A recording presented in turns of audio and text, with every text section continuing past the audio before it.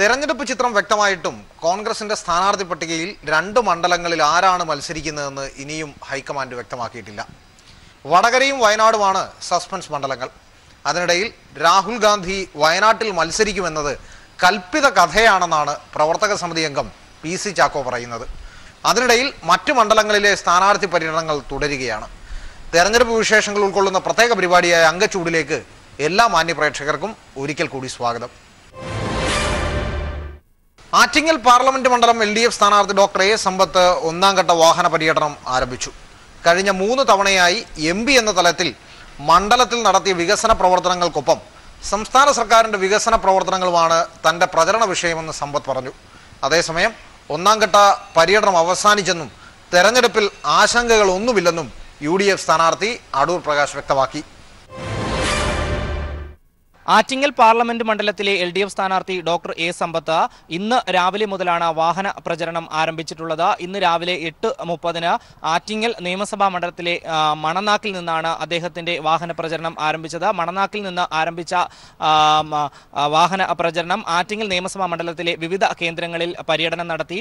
ഇദ്ദേഹത്തെ സ്വീകരിക്കുവാനായി വിവിധ കേന്ദ്രങ്ങളിൽ 100 കണക്കിന് ജനങ്ങളാണ് കാത്തുനിന്നത്, തടിച്ചുകൂടിയത്. കുട്ടികളും അതുപോലെ തന്നെ മുതിർന്നവരും ഒക്കെ തന്നെ അത്തരത്തിലുള്ള ഒരു ആബാലവൃത്തം ജനങ്ങളുടെ ഒരു തിരക്ക് തന്നെ അദ്ദേഹത്തെ സ്വീകരിക്കുവാൻ വേണ്ടി ഉണ്ടായിരുന്നു എന്നുള്ളതാണ്. എന്തായാലും താൻ കഴിഞ്ഞ 3 തവണയും വലിയ ഭൂരിപക്ഷത്തിൽ ആറ്റിങ്ങൽ പാർലമെന്റ് മണ്ഡലത്തിൽ നിന്ന് വിജയിച്ചു.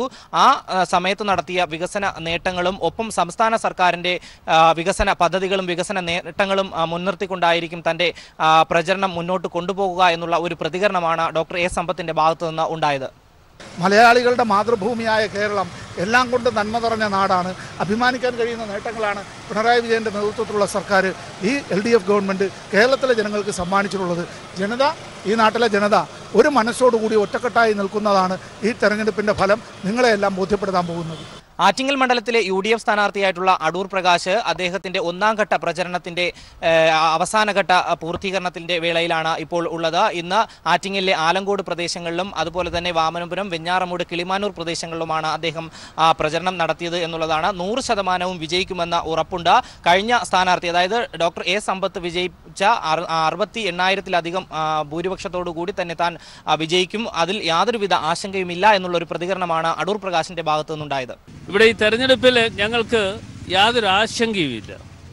ഈ തെരഞ്ഞെടുപ്പിൽ ആശങ്കയില്ല എന്ന് പറയുന്നത് UDFന് അനുകൂലമായ ഒരു ചിത്രം ഈ നിയോജകമണ്ഡലത്തിൽ ഉണ്ടായിരിക്കും എന്ന് പരിപൂർണമായി ഞാൻ നോക്കിക്കാണുന്നു, അത് വിശ്വസിക്കുന്നു. NDA സ്ഥാനാർത്ഥിയായിട്ടുള്ള BJP നേതാവ് ശോഭാ സുരേന്ദ്രൻ പാർലമെന്റ് മണ്ഡലം വിട്ട് മതമേലധ്യക്ഷന്മാരെ കാണുന്ന ഒരു തിരക്കിലായിരുന്നു ഇന്ന്. നാളെ മുതൽ വീണ്ടും മണ്ഡലത്തിലേക്ക് എത്തി പ്രചരണം ആദ്യഘട്ട പ്രചരണം പുരോഗമിക്കുന്ന അതിന്റെ ഒരു തിരക്കിലായിരിക്കും എന്നുള്ള ഒരു പ്രതികരണമാണ് ശോഭാ സുരേന്ദ്രന്റെ ഭാഗത്തു നിന്നും ഉണ്ടായത്. കൊല്ലം ലോക്സഭാ മണ്ഡലത്തിൽ 3 സ്ഥാനാർത്ഥികളും ഇന്ന് ചവറയിലാണ് കേന്ദ്രീകരിച്ചത്. KN ബാലഗോപാലിന് പിന്തുണയുമായി RSP നേതാക്കൾ എത്തിയത് ഇടത് ക്യാമ്പിൽ വലിയ ആവേശം പകർന്നു.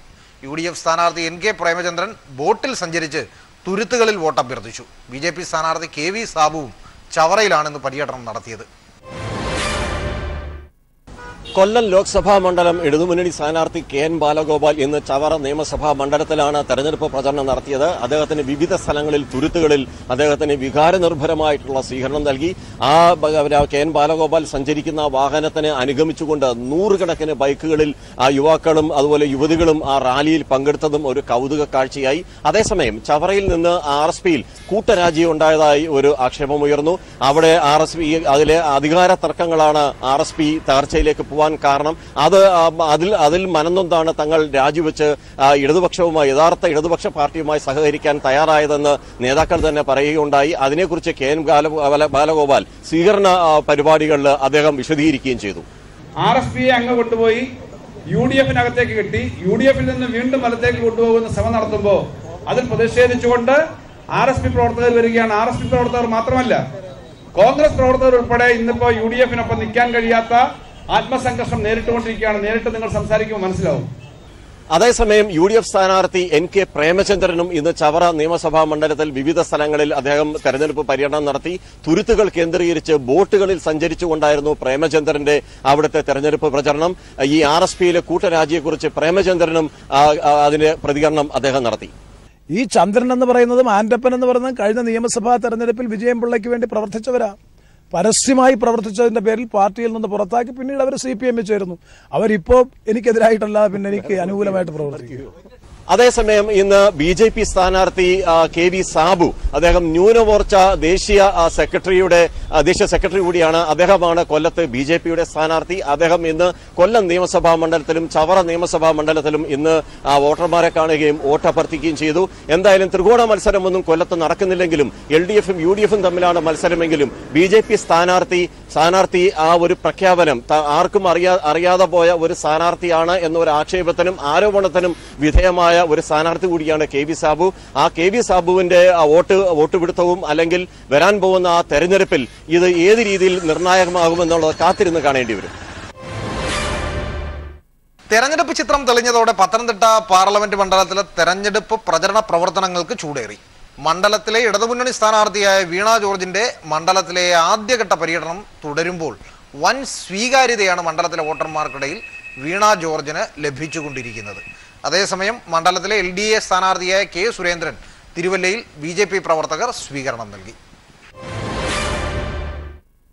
തെരഞ്ഞെടുപ്പ് ചിത്രം വ്യക്തമായതോടെ പത്തനംതിട്ട പാർലമെന്റ് മണ്ഡലത്തിലെ മത്സരത്തിന് ചൂടേറും എന്ന് തന്നെയാണ് വിലയിരുത്തപ്പെടുന്നത്. മണ്ഡലത്തിലെ ഇടതുമുന്നണി സ്ഥാനാർത്ഥിയായ വീണ ജോർജ് തെരഞ്ഞെടുപ്പ് പ്രവർത്തനങ്ങളിൽ ഏറെ മുന്നിലാണ്.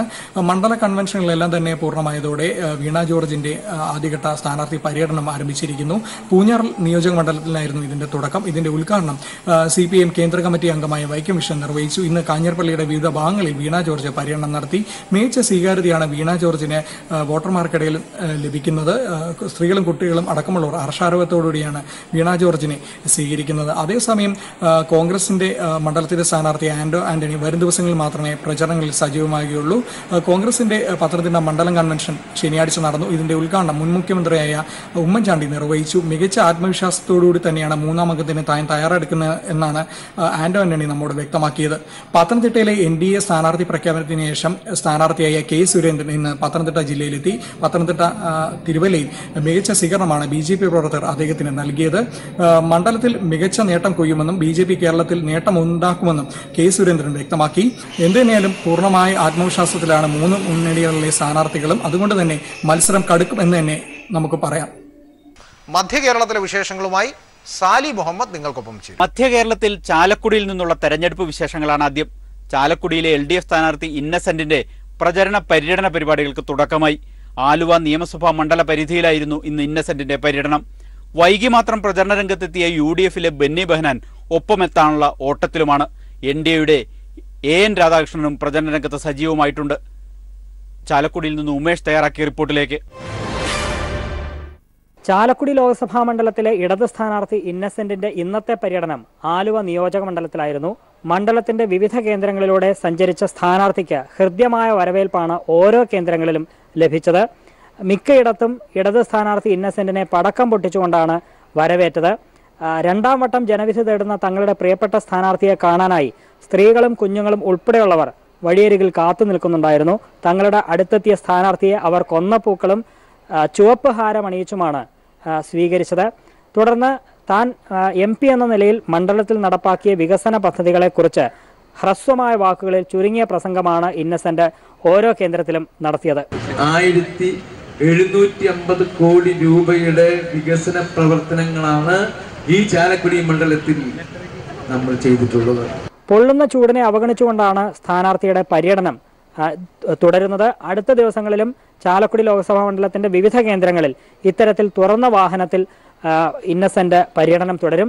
അതേസമയം ലോക്സഭാ മണ്ഡലത്തിലെ UDF സ്ഥാനാർത്ഥിയായ ബെന്നി ബെഹനാൻ ഇന്ന് കുന്നത്തുനാട് മണ്ഡലത്തിലാണ് വോട്ടഭ്യർത്ഥനയുമായി എത്തിയത്. മണ്ഡലത്തിലെ വിവിധ സ്ഥാപനങ്ങളിലും അതുപോലെ നേരിട്ട് വ്യക്തികളെ ചെന്ന് കണ്ടും അദ്ദേഹം വോട്ടഭ്യർത്ഥിക്കുകയാണ് ഉണ്ടായത്. ഒപ്പം തന്നെ BJP സ്ഥാനാർത്ഥി AN രാധാകൃഷ്ണനും ലോക്സഭാ മണ്ഡലത്തിലെ വോട്ടഭ്യർത്ഥനയുമായി സജീവമാണ്. AN രാധാകൃഷ്ണൻ ഇന്ന് വോട്ടഭ്യർത്ഥനയുമായി എത്തിയത് ചാലക്കുടി നിയമസഭാ മണ്ഡലത്തിന്റെ വിവിധ കേന്ദ്രങ്ങളിലാണ്. ഏതായാലും മത്സര ചിത്രം തെളിഞ്ഞിരിക്കുന്നു. മൂന്ന് സ്ഥാനാർത്ഥികളും വളരെ സജീവമായി തന്നെ മണ്ഡലത്തിൽ വോട്ടഭ്യർത്ഥനയുമായി തുടരുകയാണ്. ഇടുക്കിയിലെ കാർഷിക മേഖലയിൽ രൂപം കൊണ്ട രാഷ്ട്രീയേതരമായ ഒരു സംഘടനയാണ് ഹൈറേഞ്ച് സംരക്ഷണ സമിതി. 2014 തെരഞ്ഞെടുപ്പിൽ LDFിനൊപ്പം നിന്ന് വലിയ നേട്ടം LDFിനുണ്ടാക്കാൻ അവർക്ക് കഴിഞ്ഞു. എന്നാൽ ഇക്കുറി അവർ LDFിനൊപ്പമല്ല എന്ന പ്രചരണം UDF കേന്ദ്രങ്ങളിൽ നിന്ന് വ്യാപകമായി ഉണ്ടാവുകയും ചെയ്തു.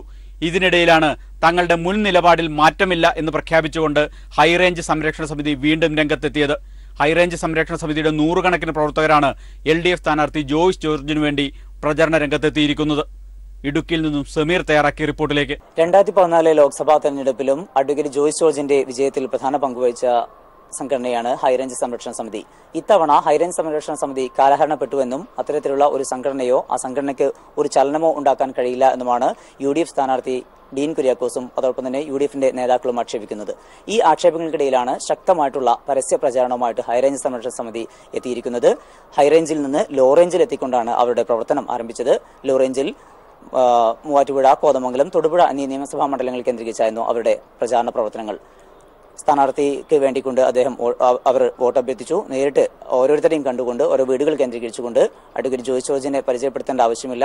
പ്രളയം ഉൾപ്പെടെയുള്ള വലിയ രീതിയിൽ മലയോര ജനത ബുദ്ധിമുട്ടിലായ സാഹചര്യം, അത്തരം ഘട്ടങ്ങളിലെല്ലാം തന്നെ കൂടെ നിന്ന വ്യക്തിയാണ്, സിറ്റിംഗ് MP ആണ്. അതുകൊണ്ട് തന്നെ കൂടുതൽ ഒരു വ്യക്തിയെ പറഞ്ഞ് പരിചയപ്പെടുത്തേണ്ട ആവശ്യം ഒരു വ്യക്തികൾക്കുമില്ല, ഒരു സംഘടനകൾക്കുമില്ല. അതുകൊണ്ട് തന്നെ അഡ്വക്കേറ്റ് ജോയ്സ് ജോർജിനെ ഇത്തവണയും വോട്ട് രേഖപ്പെടുത്തിക്കൊണ്ട് അദ്ദേഹത്തെ പാർലമെന്റിലേക്ക് അയക്കണം എന്നുള്ള വോട്ടഭ്യർത്ഥനയുമായിട്ടാണ് ഹൈറേഞ്ച് സംരക്ഷണ സമിതിയുടെ പ്രവർത്തകർ ഈ 3 നിയമസഭാ മണ്ഡലങ്ങളും വോട്ടഭ്യർത്ഥിച്ചത്.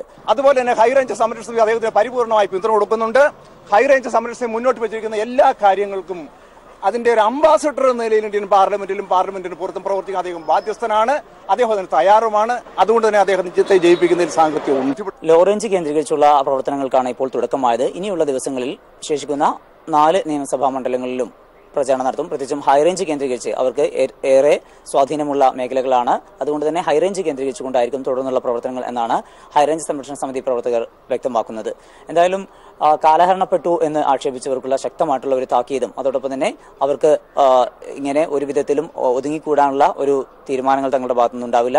കർഷകരുടെ വിഷയങ്ങളും അതോടൊപ്പം തന്നെ ഭൂപ്രശ്നങ്ങളും ഒക്കെ ഉയർത്തിക്കൊണ്ടുവന്ന സംഘടനയാണ്. ഈ വിഷയങ്ങളെല്ലാം തന്നെ തങ്ങൾ കൃത്യമായിട്ടുള്ള നിലപാടുകളുണ്ട്. ആ നിലപാടുകൾക്ക് ഒപ്പം നിന്ന വ്യക്തിയാണ് അഡ്വക്കേറ്റ് ജോയ്സ് ജോർജ്. അതുകൊണ്ട് തന്നെ അദ്ദേഹം പാർലമെന്റിൽ എത്തേണ്ടത് ആവശ്യവുമാണ്. അതുകൊണ്ട് ഇത്തവണയും അഡ്വക്കേറ്റ് ജോയ്സ് ജോർജിന്റെ പ്രചാരണത്തിന് എല്ലാ അർത്ഥത്തിലുമുള്ള പിന്തുണയുണ്ടാകും എന്നും വ്യക്തമാക്കിക്കൊണ്ടാണ് ഹൈറേഞ്ച് സംരക്ഷണ സമിതി പ്രവർത്തകർ അവരുടെ ഈ പ്രചാരണ പ്രവർത്തനങ്ങളുമായിട്ട് മുന്നോട്ട് പോകുന്നത്. തൃശൂർ ലോക്സഭാ മണ്ഡലത്തിലെ ഒരു പ്രധാന വിഷയമാണ് ലാലൂർ മാലിന്യ സംസ്കരണ കേന്ദ്രം. എന്നാൽ LDF സർക്കാർ അധികാരത്തിലെത്തിയതിനു ശേഷം ഒട്ടേറെ വികസന പ്രവർത്തനങ്ങൾ ഇവിടെ നടപ്പിലാക്കി. ഈ വികസന പ്രവർത്തനങ്ങൾ ഇവിടെ ഒരു പ്രധാന തെരഞ്ഞെടുപ്പ് വിഷയമായി മാറിക്കഴിഞ്ഞു. തൃശ്ശൂരിൽ നിന്നും അഭിറാം തയ്യാറാക്കിയ റിപ്പോർട്ടിലേക്ക്. 8 പതിറ്റാണ്ടിലേറെയായി തൃശ്ശൂർ നഗരത്തിന്റെ മുഴുവൻ മാലിന്യവും ഈ മണ്ണിലാണ് തള്ളിക്കൊണ്ടിരുന്നത്. പക്ഷേ LDF ഗവൺമെൻറ് അധികാരത്തിലേറിയ ശേഷം ഇവിടെ നിന്ന് ആ മാലിന്യ പ്ലാന്റ് പൂർണ്ണമായി മാറ്റുകയും തുടർന്ന് വലിയ വികസനങ്ങൾ, തൃശ്ശൂരിന് തന്നെ ഏറ്റവും വലിയ വികസനമായി ഇൻഡോർ സ്റ്റേഡിയം അടക്കം ഇവിടേക്ക് കൊണ്ടുവരാനുള്ള തീരുമാനമെടുത്തിരിക്കുകയാണ്. അന്ന് ആ സമരത്തിൽ മാലിന്യങ്ങൾ ഇവിടെ തള്ളുന്നതിനെതിരായ സമരത്തിൽ പങ്കെടുത്ത ചേച്ചി നമ്മളോട് പോകുന്നുണ്ട്. ചേച്ചി, അന്നത്തെ ആ ഒരു സമരം ഞങ്ങളിപ്പോൾ തുടങ്ങിയിട്ട് 30 വർഷമായി. 30 വർഷത്തിൻ്റെ ഉള്ളിൽ 7 വർഷമായിട്ട് മാലിന്യം ഇവിടെ വന്നിട്ടില്ലേ. ഇനിയൊരു മാലിന്യമല ഞങ്ങൾക്ക് ഇവിടെ ഉണ്ടാവില്ല. ഞങ്ങളുടെ കുട്ടികൾക്ക് നല്ല വായു ശ്വസിക്കാനും ഇതിനൊക്കെയുള്ള സൗകര്യങ്ങൾ ചെയ്തു തരുന്നുള്ള ഉറച്ച വിശ്വാസത്തോടു കൂടി ഞങ്ങൾ മുന്നോട്ട് പോവുകയാണ്. ഇത്തരത്തിൽ വലിയ ഒരു പ്രതീക്ഷ ഇവിടുത്തെ ഗവൺമെൻറ് LDF ഗവൺമെൻറ്റിനോട് ഇവിടുത്തെ ജനങ്ങൾക്കുണ്ട്. അതുപോലെ തന്നെ ഇക്കാര്യത്തിൽ ഇവിടുത്തെ പൊതുജനങ്ങൾക്കും നല്ല ഒരു അഭിപ്രായമാണ് ഇക്കാര്യത്തിലുള്ളത്. ഇവിടുത്തെ ഈ ജനങ്ങളുടെ ഒരു പൊതുവായ അഭിപ്രായം ഇവിടെ LDFന് വോട്ടായി മാറുമെന്ന ഉറച്ച വിശ്വാസം ഇവിടുത്തെ പൊതുപ്രവർത്തകർ അടക്കമുണ്ട്. ചേട്ടാ, രാജീവേട്ട അന്ന് സമരത്തിലടക്കം സജീവമായി പങ്കെടുത്ത വ്യക്തിയാണ്, നിരാഹാരം അടക്കം അനുഷ്ഠിച്ചൊരു വ്യക്തിയാണ്. അപ്പോൾ നമ്മുടെ ഒരു LDF സർക്കാർ എത്തി ഈ ഒരു പ്രദേശം വലിയ വികസനം വരാൻ പോവുകയാണ്. അപ്പോൾ ഈ ഒരു വികസനം നമ്മുടെ നാട്ടിൽ വോട്ടായി മാറാനുള്ള സാധ്യതയില്ലേ? തീർച്ചയായും വോട്ടായി മാറും. ഈ കഴിഞ്ഞ നേരത്തെ നമ്മുടെ ഈ തൃശ്ശൂർ നഗരത്തിലുണ്ടായിരുന്ന മുഴുവൻ മാലിന്യവും ഒരു 70 ടൺ മാലിന്യമാണ് ഒരു ദിവസം അവിടെ വരിക. ഒരു കൊല്ലത്തേക്ക് ലക്ഷക്കണക്കിന് ടൺ മാലിന്യത്തിൻ്റെ, ആയിരക്കണക്കിന് മാലിന്യത്തിൻ്റെ അളവ് വർദ്ധിച്ചു. വലിയ മാലിന്യമായിരുന്നത്. ഈ മാലിന്യമര സമരം ചെയ്തിട്ടാണ് ഇവിടുത്തെ ജനങ്ങൾ ഇവിടെ നിന്ന് മാറ്റണമെന്നാവശ്യപ്പെട്ടുകൊണ്ടുള്ള നിരവധി സമരങ്ങൾ നടന്നു. ആ സമരത്തിൻ്റെ പശ്ചാത്തലം ഉണ്ടാകുന്നത് ഇടതുപക്ഷ മുന്നണി കോർപ്പറേഷൻ ഭരിക്കാൻ വന്നപ്പോൾ അതിശക്തമായ രീതിയിൽ ചർച്ചകൾ സംഘടിപ്പിച്ച് മാലിന്യം ഇങ്ങോട്ട് വരില്ല എന്ന തീർത്ത ഒരു തീരുമാനമെടുത്തുകൊണ്ടാണ് പിന്നെ മാലിന്യം വരാണ്ടിരുന്നത്. തീർച്ചയായും ഈ വികസനം കൊണ്ടുവന്ന ഇടതുപക്ഷ മുന്നണിക്കൊപ്പമാണ് ജനങ്ങൾ നിൽക്കുന്നത്. രാഷ്ട്രീയ ഭേദമന്യേ വിവിധ രാഷ്ട്രീയ കക്ഷികളിൽ വിശ്വസിക്കുന്നവർ പോലും പറഞ്ഞത് ഈ സ്പോർട്സ് കൗൺസിൽ വരുന്നതോടുകൂടി ഈ ഗവൺമെൻറ്റിന് ഒരു തൂവൽ കൂടി ലാലൂകാർ ജനങ്ങൾ വെച്ചു കൊടുക്കുകയാണ്. അതുമാത്രമല്ല, കേരളത്തിലെ ഈ വരുന്ന പാർലമെൻറ്റ് ഇലക്ഷന് ലാലൂരിലെ രാഷ്ട്രീയം പറഞ്ഞ ജനങ്ങൾ വോട്ട് ചെയ്യാൻ തയ്യാറായി നിൽക്കണം. ഇപ്പോൾ ഇത്തരത്തിലൊരു മാലിന്യ കൂമ്പാരത്തെ വലിയ വികസന നേട്ടത്തിനായി ഇവിടെ എത്തി LDFന് ഉപയോഗിക്കാൻ കഴിഞ്ഞു എന്നത് പൂർണ്ണമായും ഇവിടത്തെ LDF അനുകൂലമായ വോട്ടായി മാറും എന്ന ഉറച്ച പ്രതീക്ഷയിലാണ് ഇവിടുത്തെ പൊതുജനങ്ങളും അതുപോലെ തന്നെ പൊതുപ്രവർത്തകർ എല്ലാം തന്നെ ഉള്ളത്. മധ്യ കേരളത്തിൽ നിന്നുള്ള ഇന്നത്തെ തെരഞ്ഞെടുപ്പ് വിശേഷങ്ങൾ ഇതോടെ പൂർത്തിയാവുകയാണ്. മേഖലയിൽ നിന്നുള്ള തെരഞ്ഞെടുപ്പ് വാർത്തകളുമായി AK ലതീഷ് ചേരും. വടക്കൻ കേരളത്തിലും തെരഞ്ഞെടുപ്പ് പ്രചാരണം ഊർജിതമായി തന്നെ പുരോഗമിക്കുകയാണ്. രാഹുൽ ഗാന്ധി വയനാട്ടിൽ മത്സരിക്കുന്നതുമായി ബന്ധപ്പെട്ട അനിശ്ചിതത്വം തുടരുന്നു. KPCC അധ്യക്ഷൻ മുല്ലപ്പള്ളി രാമചന്ദ്രൻ ഇന്ന് വിളിച്ചു ചേർത്ത വാർത്താ സമ്മേളനം റദ്ദാക്കി. രാഹുലിന്റെ സ്ഥാനാർത്ഥിത്വവുമായി ബന്ധപ്പെട്ട് ഹൈക്കമാൻഡിൽ നിന്ന് KPCC നേതൃത്വത്തിന് യാതൊരു വിവരവും ലഭിച്ചില്ലെന്നാണ് സൂചന. PV കുട്ടൻ തയ്യാറാക്കിയ റിപ്പോർട്ട്. കോൺഗ്രസ് അധ്യക്ഷൻ രാഹുൽ ഗാന്ധി വയനാട്ടിൽ മത്സരിക്കുന്നതുമായി ബന്ധപ്പെട്ട ഇന്നും തീരുമാനമായില്ല. ഇന്നലെയായിരുന്നു കേരളത്തിലെ കോൺഗ്രസ് നേതാക്കൾ രാഹുൽ ഗാന്ധിയുടെ സ്ഥാനാർത്ഥിത്വ കാര്യം മാധ്യമങ്ങളെ അറിയിച്ചത്. ഇതുമായി ബന്ധപ്പെട്ട കൂടുതൽ വിശദാംശങ്ങൾ ഇന്ന് രാവിലെ കോഴിക്കോട്ട് വാർത്താ സമ്മേളനം നടത്തി അറിയിക്കുമെന്ന് KPCC പ്രസിഡന്റ് മുല്ലപ്പള്ളി രാമചന്ദ്രനും അറിയിച്ചിരുന്നു. എന്നാൽ അദ്ദേഹം വാർത്താ സമ്മേളനം അവസാന നിമിഷം റദ്ദാക്കുകയായിരുന്നു. സ്ഥാനാർത്ഥിത്വവുമായി ബന്ധപ്പെട്ട അനിശ്ചിതത്വം തുടരുന്ന സാഹചര്യത്തിലാണ് മുല്ലപ്പള്ളി തന്റെ വാർത്താ സമ്മേളനം റദ്ദാക്കിയത്. ഇതുമായി ബന്ധപ്പെട്ട് കേന്ദ്രത്തിൽ നിന്നും യാതൊരുവിധ അറിയിപ്പുകളും മുല്ലപ്പള്ളിക്ക് ലഭിച്ചിട്ടില്ല എന്നാണ് അദ്ദേഹവുമായി അടുത്ത വൃത്തങ്ങളിൽ നിന്നും നമുക്ക് ലഭ്യമാകുന്ന സൂചന. അതേസമയം രാഹുൽ വയനാട്ടിൽ മത്സരിക്കുന്ന കാര്യം അദ്ദേഹം ഒരു നേതാവിനോടും പറഞ്ഞിട്ടില്ല എന്നാണ് മുതിർന്ന കോൺഗ്രസ് നേതാവ് PC ചാക്കോ ഇന്ന് ദില്ലിയിൽ മാധ്യമപ്രവർത്തകരോട് പറഞ്ഞത്. മറിച്ചുള്ള പ്രചാരണങ്ങൾ അടിസ്ഥാനരഹിതമാണ് എന്നും PC ചാക്കോ പറഞ്ഞു. രാഹുൽ ഗാന്ധി ഞങ്ങളോട് വാക്ക് പറഞ്ഞു, അല്ലെ രാഹുൽ ഗാന്ധി പോസിറ്റീവായിട്ട് പ്രതികരിച്ചു എന്നൊക്കെ കോൺഗ്രസ് നേതാക്കന്മാർ ആരെങ്കിലും പറയുന്നത് ശരിയല്ല. അങ്ങനെ പറയാൻ പാടില്ല. കാരണം രാഹുൽ ഗാന്ധി അക്കാര്യത്തിലൊരു തീരുമാനം എടുക്കണം. പക്ഷെ അതേസമയം തന്നെ രാഹുൽ ഗാന്ധി തീരുമാനിച്ചു അല്ലെങ്കിൽ രാഹുൽ ഗാന്ധി അനുകൂലമായി പ്രതികരിച്ചു എന്ന വ്യാജേന ഒരു അഭിപ്രായം പറയുന്നത് ശരിയല്ലെന്നാണ് എൻ്റെ അഭിപ്രായം. ഏതായാലും അമേത്തിയിൽ നിന്നും ഒളിച്ചോടിക്കൊണ്ട് രാഹുൽ വയനാട്ടിലേക്ക് വരികയാണ്, രക്ഷ തേടി വരികയാണ് എന്ന തരത്തിലുള്ള പ്രചാരണങ്ങൾ ഒരു ഭാഗത്ത് ശക്തമായിരുന്നു. അതുപോലെ തന്നെ BJPക്ക് സ്വാധീനമുള്ള ഉത്തരേന്ത്യൻ സംസ്ഥാനങ്ങളിൽ മത്സരിച്ച് ശക്തി കാട്ടാതെ ഈ കേരളത്തിലേക്ക് ഒളിച്ചോടുന്നതിനെ കുറിച്ചും വലിയ രീതിയിലുള്ള വിമർശനങ്ങൾ ഉയരുകയും ചെയ്തിരുന്നു.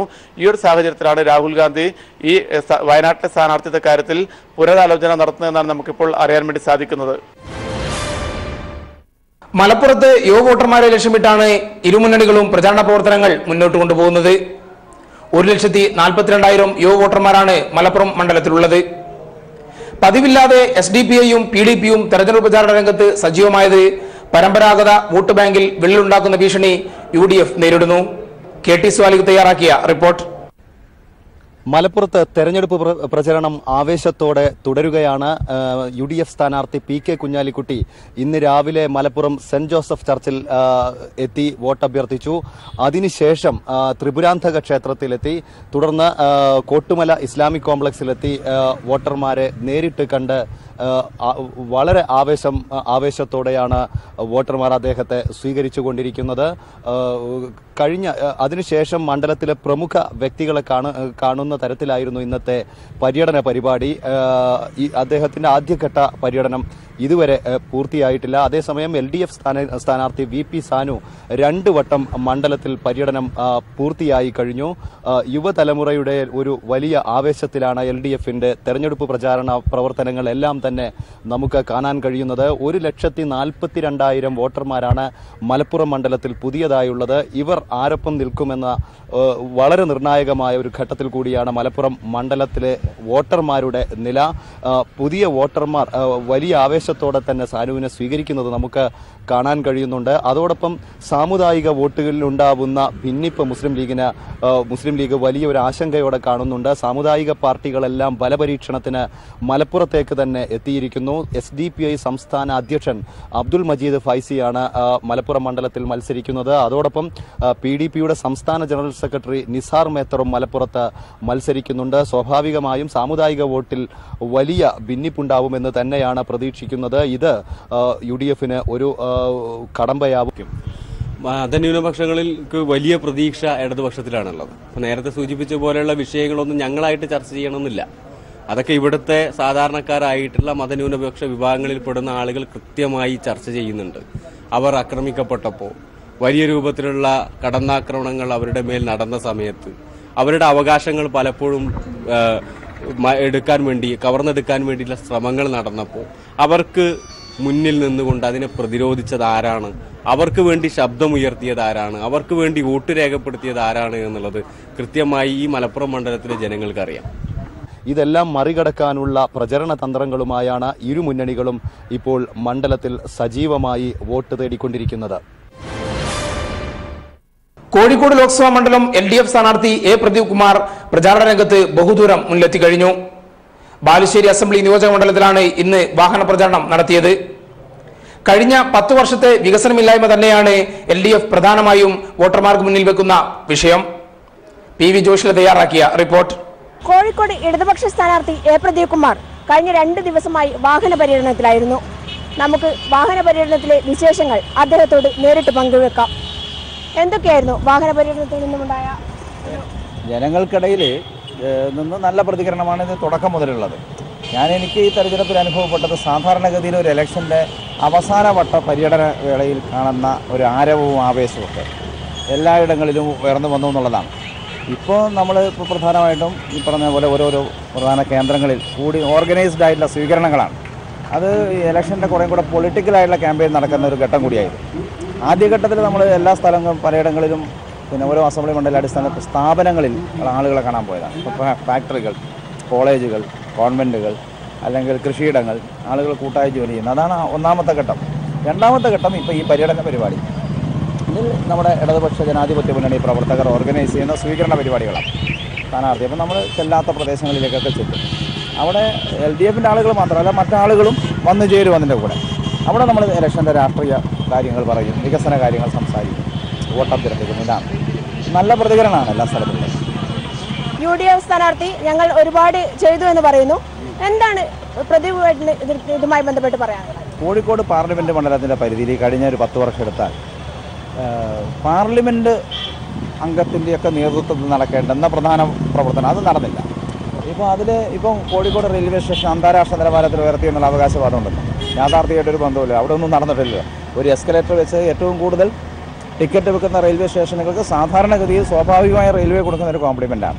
അതുപോലുള്ള കാര്യങ്ങളല്ലാതെ കഴിഞ്ഞ ഇലക്ഷൻ കാലത്ത് പറഞ്ഞതുപോലും പൊക്കിനാലൂരിലെ വലിയ വ്യവസായ പാർക്ക്, നമ്മുടെ ചാലിയം നിർദ്ദേശ് 600 കോടി പദ്ധതി പണം പാസ്സായി എന്ന് വരെ പറഞ്ഞതാണ്.